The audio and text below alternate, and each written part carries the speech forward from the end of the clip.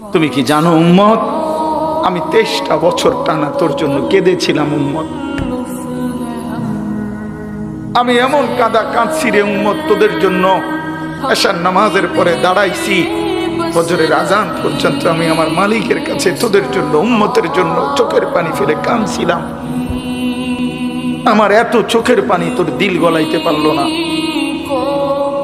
আমি তায়েফের পাথরের আঘাতে আমার পিঠটা চালনির মতো ছিদ্র ছিদ্র হয়ে গেছে রক্তে। আমি বুকে পেটে 2টা পাথর বাঁধছি ক্ষুধার কষ্টে। আমি উহুদের দান দান শহীদ করা রক্তে উহুদের ময়দানে পড়েছিলাম বেহুশ হয়ে।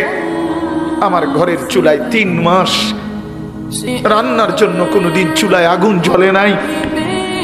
আমার এত চোখের পানি, এত রক্ত, এত ক্ষুধার কষ্ট, কিছুই তোর মন গলাইতে পারলো না, তোরে সেজদা দিতে পারলো না।